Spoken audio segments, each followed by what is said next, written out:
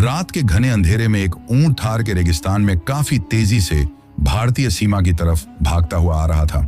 साथ ही उस ऊंट के ऊपर बैठा हुआ एक शख्स बार बार पीछे की तरफ पलटकर यह देख रहा था कि कहीं कोई उसका पीछा तो नहीं कर रहा।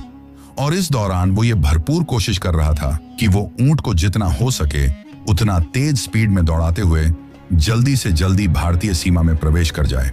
क्योंकि उसके मन में इस बात का डर था कि कहीं कोई उसका पीछा करते हुए उसे पकड़ ना ले। लेकिन तभी उसका ये डर यकीन में बदल जाता है और उसे अपने पीछे 2 जीपों की हेडलाइट्स की रोशनी दिखाई देती है, जो कि उसका पीछा करते हुए ही काफी तेजी से उसकी तरफ बढ़ रही थी। साथ ही बीतते हुए हर एक सेकंड के साथ उनके बीच का फासला कम होता जा रहा था और फिर कुछ ही देर बाद पीछे से एक गोली चलने की आवाज सुनाई देती है, जिसके बाद उस शख्स का वो ऊंट वहीं पर लड़खड़ा कर नीचे गिर जाता है और उस ऊंट के साथ साथ वो शख्स भी धड़ाम से नीचे रेगिस्तान की उस मिट्टी में एक ढलान से फिसलता हुआ उस ऊंट से थोड़ी दूर जाकर गिर गया था। पर वहां गिरने के साथ ही उस शख्स ने अपनी जेब से एक छोटी सी डब्बी निकाली और फटाफट रेत में एक गड्ढा खोदकर उसे वहीं पर दबा दिया, ताकि वो डब्बी किसी भी हालत में जो लोग उसका पीछा कर रहे थे उनके हाथों ना लगे। लेकिन इससे पहले कि वो इसके अलावा कुछ और कर पाता या वहां से भाग पाता, अचानक से वो दोनों जीपें उसके पास आकर रुकती हैं और वहां रुकते ही उन जीपों से कोई और नहीं बल्कि पाकिस्तानी सेना के रेंजर्स उतरते हैं। जीप से उतरते ही वो दोनों रेंजर्स अपने जवानों को काफी गुस्से में ऑर्डर देते हैं कि पकड़ लो इस काफिर को, आज ये किसी भी हालत में बचकर हिंदुस्तान की सीमा तक नहीं पहुंचना चाहिए। रेंजर्स के द्वारा ये ऑर्डर देते ही पाकिस्तान आर्मी के जवान भागकर उस शख्स को वहीं पर पकड़ लेते हैं। पकड़े जाने के बाद उसकी तलाशी ली जाती है। इसके साथ ही बगल में पड़ा हुआ जो ऊंट अभी भी दर्द में करहा रहा था, उस ऊंट के ऊपर जो बड़े बड़े थैले और बोरियां लटकी हुई थीं, उन सभी बोरियों और थैलों की भी तलाशी ली जाती है। लेकिन पाकिस्तान आर्मी के जवानों को उनमें सिर्फ नमक और सूखे मेवों के अलावा और कुछ नहीं मिलता है। पर पकड़े जाने के बाद भी उस शख्स के चेहरे पर किसी भी तरह का डर और घबराहट नहीं थी, जैसे कि उसे ये पता हो कि उसका असली काम पूरा हो चुका है। पर तभी पाकिस्तान आर्मी का एक रेंजर उसके सिर पर पीछे से एक राइफल के बट से मारता है, जिसकी वजह से वो शख्स बेहोश होकर वहीं की वहीं गिर पड़ता है। हालांकि मैं जानता हूं कि अब आप लोगों के दिमाग में यही चल रहा होगा कि आखिर वो शख्स कौन था और क्यों उसे पकड़ने के लिए पाकिस्तान आर्मी के वो जवान उसके पीछे लगे हुए थे। साथ ही वो शख्स पाकिस्तान से भारतीय सीमा की तरफ ही भागता हुआ क्यों आ रहा था? क्या वो कोई पाकिस्तानी भगोड़ा था या फिर बात कुछ और ही थी? दरअसल इन सब की शुरुआत साल 1968 के दौर से शुरू हुई थी। वो दौर जब हिंदुस्तान और पाकिस्तान के बीच साल 1965 में एक जंग हो चुकी थी। अब भले ही उस जंग में हिंदुस्तान ने पाकिस्तान को करारी हार दी हो, पर हिंदुस्तान ये बात अच्छी तरीके से जानता था कि पाकिस्तान पलटवार जरूर करेगा और पलटवार करने से पहले वो अपनी सैन्य क्षमताओं और बाकी की चीजों को मजबूत करने पर अपना पूरा जोर लगा देगा। ऐसे में हिंदुस्तान को पाकिस्तान की सरजमीन पर कुछ ऐसे लोग चाहिए थे जो वहां की हर एक्टिविटी के ऊपर नजर रखकर सारी जानकारी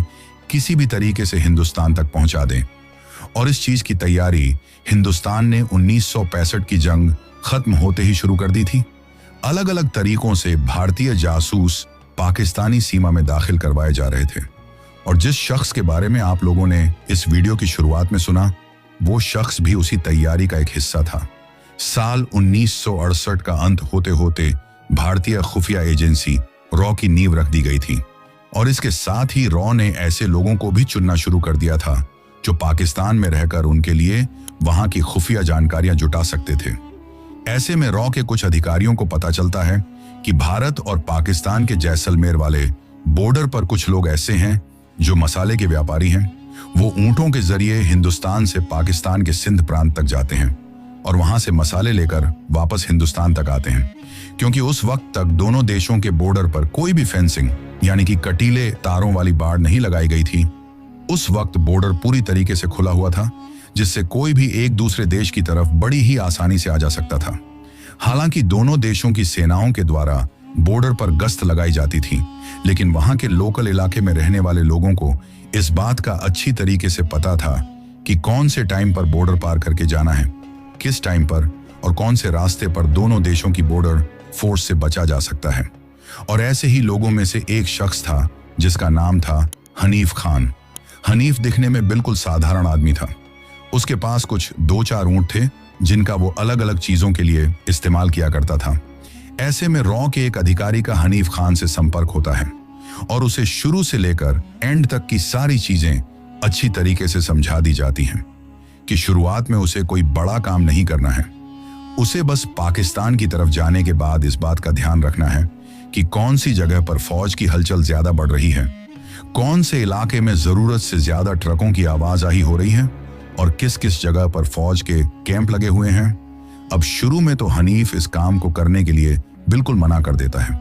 लेकिन फिर रॉ के पास इस चीज का भी इलाज था। दरअसल रॉ को पता चला कि उन दिनों हनीफ के व्यापार में कुछ मंदी चल रही थी और उस चीज का सबसे बड़ा कारण था कि उसके ऊपर काफी ज्यादा कर्ज बढ़ गया था। जिन लोगों को वो मसाले लाकर बेच रहा था वो लोग उसे टाइम पर पैसा नहीं दे रहे थे। ऐसे में रॉ के द्वारा उसे थोड़ी आर्थिक मदद दी जाती है, जिसकी वजह से वो रॉ के लिए ये काम करने को तैयार हो जाता है, क्योंकि भले ही उसके लिए ये काम थोड़ा मुश्किल था,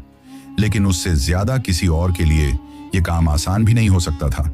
अब धीरे धीरे हनीफ ने पाकिस्तान में अपनी पकड़ बनानी शुरू कर दी थी। पहले जब वो मसाले खरीदने के लिए बॉर्डर के उस पार जाया करता था तो 1-2 दिन में ही वापस लौट आता था, लेकिन अब तो हफ्तों तक पाकिस्तान में ही रुकने लगा था। व्यापार के बहाने वहां के लोग भी उसके ऊपर काफी ज्यादा विश्वास किया करते थे, लेकिन इतने दिनों तक वहां पर रुकने का उसका असली मकसद मसाले खरीदना नहीं, बल्कि वहां की अगल बगल की चीजों के ऊपर कड़ी नजर रखना था। उस दौरान वो किसी भी चीज को लिखकर अपने पास नहीं रखा था, क्योंकि पकड़े जाने पर वो लिखा हुआ एक सबूत के रूप में साबित हो सकता था। इसी वजह से वो हर चीज को अपने दिमाग में ही याद रखता था और बॉर्डर के इस पार आने के बाद सारी खुफिया जानकारियां रॉ को अपने मुंह से ही बताया करता था। धीरे धीरे ऐसे करते करते कई महीने बीत चुके थे,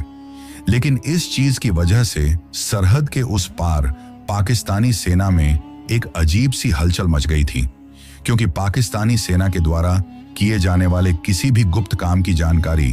पहले से ही हिंदुस्तान तक कैसे पहुंच रही थी, ये उन लोगों के लिए सबसे बड़ा सवाल था। क्योंकि जैसे ही हनीफ को वहां की किसी भी फौजी कार्यवाही के बारे में जानकारी मिलती तो वो सारी बातें इंडियन इंटेलिजेंस तक पहुंचा देता, जिसके बाद फिर रॉ के पाकिस्तान में हनीफ के अलावा भी जो कोई फील्ड ऑपरेटिव एजेंट थे उनके द्वारा कुछ ना कुछ ऐसा किया जाता था जिसकी वजह से पाकिस्तान आर्मी का वो प्लान फेल हो जाता था।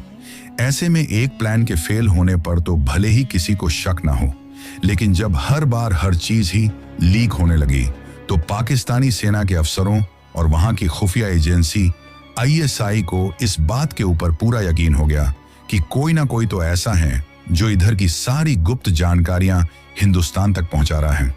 और इस शक की सुई ने हनीफ के लिए मुश्किलें बढ़ा दी थी, क्योंकि अब पाकिस्तानी सेना के अफसर सादा वर्दी में आम जनता के बीच काफी बड़ी संख्या में घुल चुके थे, क्योंकि उन्हें किसी भी हालत में हिंदुस्तान के उन जासूसों को पकड़ना था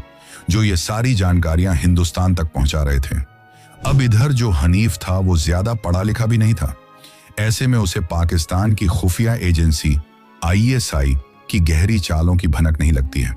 और उसी दौरान उससे एक गलती ऐसी हो जाती है जिसने पाकिस्तान की उस शक की सुई को उसकी तरफ ही मोड़ दिया था। और वो गलती ये थी कि जिस रास्ते से हनीफ आया जाया करता था उसी रास्ते के बगल में उसको पाकिस्तान आर्मी का एक बहुत बड़ा कैंप लगता हुआ दिखाई देता है। साथ ही उस कैंप के अगल बगल में पाकिस्तान आर्मी के हथियारों को रखने के लिए एक बहुत बड़ा गोदाम बनाया गया था। दिन के वक्त के साथ साथ अब वहां पर रात के वक्त भी दूर से ही काफी ज्यादा रोशनी दिखाई देने लगी थी। उस चीज को देखकर हनीफ ये अच्छी तरीके से समझ गया था कि वहां पर कुछ ना कुछ बड़ी प्लानिंग चल रही है। ऐसे में धीरे धीरे हनीफ किसी बहाने से उस पाकिस्तानी कैंप की तरफ जाने लगता है। जिस इलाके में वो कैंप बना हुआ था उस इलाके की बस्तियों में जाकर हनीफ मसाले बेचने लगा था। लेकिन एक बार दिन ढल जाने के बाद भी जब हनीफ उस कैंप की दीवार के बिल्कुल पास से ही अपने ऊंट को लेकर गुजर रहा था तो वो एक पाकिस्तान आर्मी के जवान की नजरों में आ जाता है। अब पहले दिन देखने पर तो वो उससे कुछ नहीं कहता है, लेकिन हर रोज ही हनीफ की उसी इलाके में मौजूदगी कहीं ना कहीं उसके लिए खतरा बन चुकी थी। इसके साथ ही उसने एक गलती और कर दी थी कि उस कैंप के अगल बगल की बस्तियों में मसाले बेचने के बहाने जब वो वहां जाया करता था तो एक बार गलती से उसके मुंह से ये बात निकल गई थी कि अजी मैं तो सरहद के उस पार से आया हूं। सुना था कि आपके सिंध प्रांत में काफी अच्छे मसाले मिलते हैं, लेकिन हमारे उधर भी मसाले बहुत अच्छे होते हैं। एक बार आप इनका इस्तेमाल करके देखो, फिर बताना कि आपके सिंध वाले ज्यादा अच्छे हैं या हमारे वाले। अब हनीफ ने वहां पर यह बात बोल तो दी थी, लेकिन उसे इस बात का जरा भी अंदाजा नहीं था कि जिस घर में मसाले बेचते वक्त उसने ये बात बोली है, उसी घर में एक बुजुर्ग ऐसा था जो पहले से ही पाकिस्तान आर्मी से एक मेजर के पद से रिटायर हो चुका था। लेकिन रिटायर होने के बाद भी उसका पाकिस्तान आर्मी के कई बड़े अफसरों से गहरा ताल्लुकात था। ऐसे में जैसे ही उस दिन उस रिटायर पाकिस्तान आर्मी के मेजर के कानों में ये बात पड़ती है, तो उसके कान खड़े हो जाते हैं और वो ये जानकारी पाकिस्तान आर्मी और वहां की खुफिया एजेंसी ISI तक पहुंचा देता है। इसी वजह से हनीफ को पकड़ने के लिए पाकिस्तान की तरफ से एक पूरा जाल बिछाया जाता है, जिसके बारे में हनीफ को कोई जानकारी नहीं थी, और धीरे धीरे हनीफ उस जाल में फंसता चला गया था। फिर एक शाम को जब वो फिर से पाकिस्तान आर्मी के उस कैंप के गेट के पास में खड़ा खड़ा कुछ चीजों को देख रहा था, तो उस दिन फिर से उससे एक गलती हो गई। दरअसल उससे पहले उसने कभी भी किसी भी चीज को लिखकर नोट नहीं किया था, लेकिन क्योंकि शायद उस दिन उसके पास इतनी सारी जानकारियां हो गई थी, तो उसने सोचा कि हो सकता है मैं इसे भूल जाऊंगा। इसी वजह से उसने एक छोटे से कागज के ऊपर वो सारी जानकारी लिखकर एक डब्बी के अंदर डाल ली थी। लेकिन रॉ के द्वारा दी गई ट्रेनिंग की वजह से लिखने पर भी उसने वो जानकारी सीधे तौर पर नहीं, बल्कि एक कोडेड मैसेज के रूप में लिखी थी, ताकि अगर वो किसी के हाथ भी लग जाए तो किसी को ये पता ना चले कि आखिर उसमें असल में लिखा क्या है। पर तभी वही पाकिस्तान आर्मी का जवान जो पिछले कई दिनों से उसके ऊपर नजर रख रहा था, वो काफी गुस्से में उसकी तरफ बढ़ता हुआ उसे कहता है कि कौन हो तुम और इतनी रात को यहाँ क्या कर रहे हो। अब जैसे ही हनीफ ने उस पाकिस्तान आर्मी के जवान को उस तरीके से गुस्से में अपनी तरफ राइफल तान कर आता हुआ देखा, तो हड़बड़ाहट में उसी वक्त उससे दूसरी गलती भी हो जाती है। दरअसल हनीफ को लगा कि शायद वो उसे वहीं पर गोली मार देगा। इसी वजह से वो अपने ऊंट के ऊपर बैठकर वहां से भाग निकलता है, और इसी चीज ने शक को यकीन में बदल दिया था। जिसके बाद उस रात हनीफ ने अपने ऊंट को बहुत भगाने की कोशिश की, और उसका ऊंट भी इतना बहादुर था कि पाकिस्तान आर्मी के उस कैंप से लेकर वो उसे बचाते हुए लगभग हिंदुस्तान पाकिस्तान के बॉर्डर के काफी करीब ले आया था। लेकिन क्योंकि वो तो एक इंसानों की तरह जीव ही था, जिसकी भागने की भी एक क्षमता थी, लेकिन जो लोग उसका पीछा कर रहे थे वो तो जीपों से उसका पीछा कर रहे थे,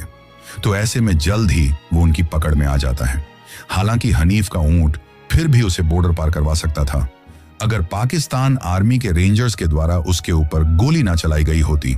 क्योंकि गोली लगने की वजह से ही वो धड़ाम से नीचे गिर पड़ा था। लेकिन उस दिन वहां पर पाकिस्तान आर्मी के हाथों पकड़े जाने के बाद जब कई महीनों तक हनीफ वापस हिंदुस्तान नहीं लौटा, तो रॉ को यह बात समझने में देर नहीं लगी कि शायद वो वहां पर पकड़ा जा चुका है। लेकिन उसी दौरान हनीफ के गांव की तरफ एक अजीब से मरे हुए जानवर की गंध लोगों को हवा में महसूस होने लगी, और जैसे ही इस बात की खबर रॉ को लगी, तो उस इलाके में सर्च ऑपरेशन चालू किया गया, जिसमें जब रॉ के हाथों हनीफ का वो मरा हुआ ऊंट लगा और उस ऊंट के अगल बगल में जब रेत के अंदर तलाशी ली गई, तो उस डब्बी के अंदर जो सीक्रेट कोड लिखा हुआ था, उस सीक्रेट कोड की वजह से 1971 की जंग में भारत को एक बहुत बड़ी सफलता हासिल हुई थी। लेकिन उस दिन के बाद ना ही तो हनीफ कभी सरहद के इस पार लौटा और ना ही उसकी कोई खबर लौटी। हो सकता है कि वो आज भी पाकिस्तान की जेल में जासूसी के जुर्म में सड़ रहा हो, या फिर हो सकता है कि वहां के टॉर्चर को सहते सहते वो मौत के मुंह में समा गया हो। क्योंकि ये बात तो आप लोग अच्छी तरीके से जानते ही हो कि अगर एक बार पाकिस्तान में कोई दुश्मन देश का जासूस पकड़ा जाए तो फिर उसे किस तरीके से टॉर्चर किया जाता है। क्योंकि आप सब लोगों ने हाल ही में धुरंधर मूवी देखी होगी, तो इस वजह से आपको इस बात का अच्छी तरीके से अंदाजा होगा। लेकिन वो कहते हैं कि कुछ जंग मैदान में लड़ी जाती हैं और कुछ लोग चुपचाप अपना काम करके चले जाते हैं। हनीफ भी ऐसे ही लोगों में से एक था, जिसने इतिहास के पन्नों पर अपना नाम छपाए बिना ही अपना फर्ज पूरा किया। दोस्तों, अगर हमारी ये 2D एनिमेशन